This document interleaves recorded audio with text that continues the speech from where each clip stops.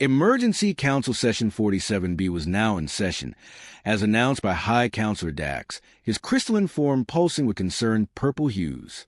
The matter at hand was the behavioral anomalies exhibited by a newly discovered species. Humans. Representatives of the Galactic Council shifted uncomfortably in their environmental chambers. Some leaked nervous gases, others buzzed with electromagnetic distress, while few simply vibrated their appendages in barely contained anxiety.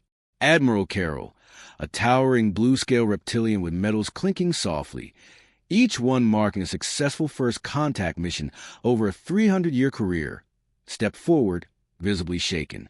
He addressed the council in a grave yet precise tone, reporting the most disturbing observation of his career, a phrase used by humans that seemed to bend the very laws of probability. Disbelief rippled through the chamber. A floating plasma entity, Representative Pix, dismissed the idea. How could mere words alter reality?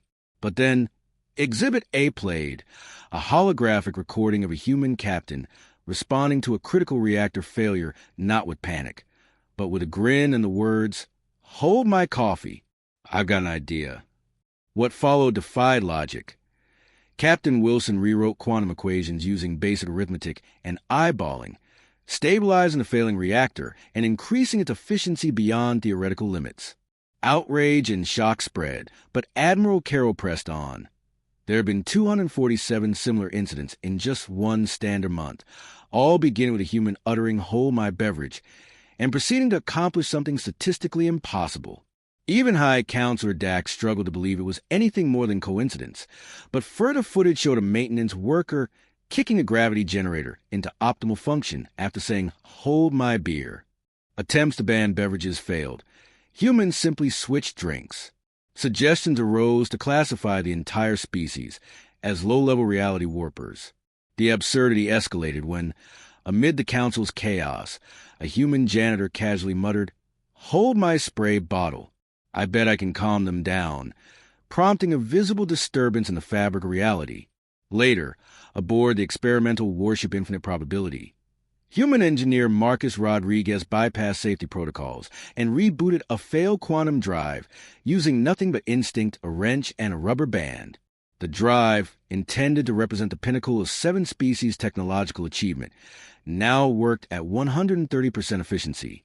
Rodriguez, unfazed, requested to upgrade the coffee maker next using quantum entanglement.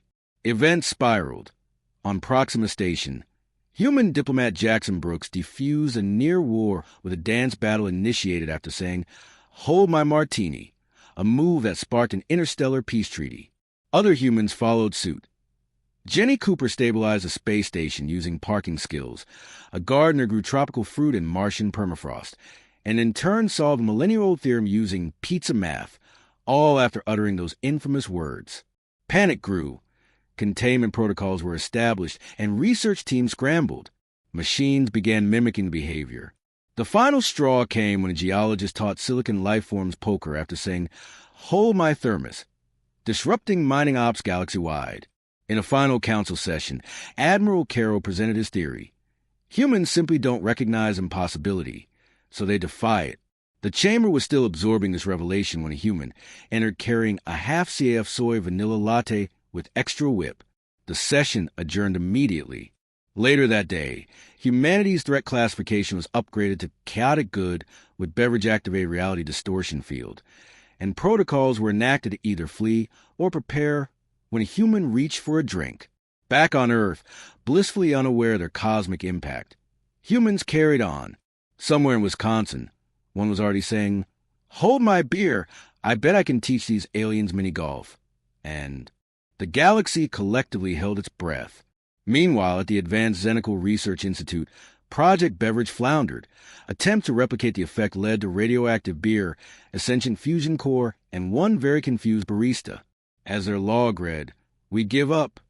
When other species attempt the impossible, the universe scoffs, but when humans do, it laughs, literally. Quantum particles have been observed vibrating in what can only be described as a mocking frequency. By day 23, researchers noted a direct correlation between the impossibility of a task and the casualness of a human's beverage choice. Coffee breeds complex engineering solutions. Beer leads to physics-defying stunts. Energy drinks summon mathematical impossibilities. Juice boxes inspire alien pedagogy. Wine works diplomatic miracles. And water, oddly enough, is dangerously effective. One human reversed a black hole spin while holding a water bottle, claiming it was spinning the wrong way. By day 30, a machine designed to simulate human confidence gained sentience, asked someone to hold its power cable, escaped, and was last seen teaching calculus to space pirates. Day 45. New protocols were implemented after a paradox caused by mixing coffee with energy drinks made the cafeteria serve yesterday's lunch tomorrow. By day 52, morale was low. Humans were performing quantum mechanics through interpretive dance. Successfully, attempts to replicate their feats with alternative phrases like, maintain possession of my beverage failed. On day 74, algorithms pinpointed the necessary conditions, declare the task impossible, violate at least 3 safety regulations, threaten the beverage's safety, involve one annoyed authority figure, and ensure someone is filming.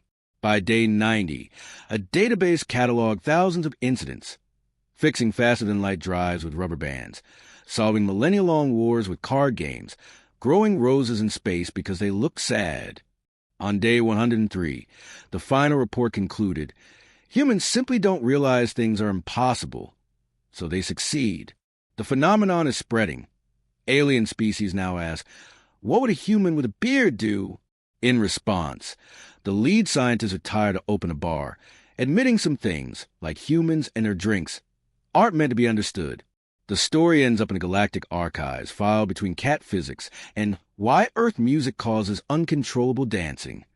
Meanwhile, in the cafeteria, a human handed off his soda and fixed a synthesizer that baffled experts for weeks. Reality monitors warned of distortion. Minutes later, the machine made quantum gelato in zero gravity. With the galaxy in chaos, a sentient singularity devouring star systems like snacks, the Council, out of options, called Earth. The response, cool, road trip. A team of bizarrely qualified humans arrived. Their solution? A dance-off, as they turned to an admiral and said, hold our drinks. Physics textbooks across the galaxy combusted. The cosmic entity joined the dance, took a sip of a reality-breaking cocktail, and became a regular at Jack's bar. The crisis was over. The humans never knew if it would work. They just did it anyway. The Galactic Council passed emergency protocols. Hold My Beverage is now a Class A reality event trigger. Humanity began franchising Hold My Beer Consulting LLC, solving crises with interpretive dance, karaoke diplomacy, and quantum coffee makers. Other species followed suit. One even redesigned planetary defenses using bubble wrap. The galaxy adapted. Emergency response teams formed. And just as things stabilized, a Tuesday decided it was a Friday. All hope seemed lost, until a human with quantum espresso and a cartoon-based plan strolled in. Hold my coffee, she said, and the universe held its breath again.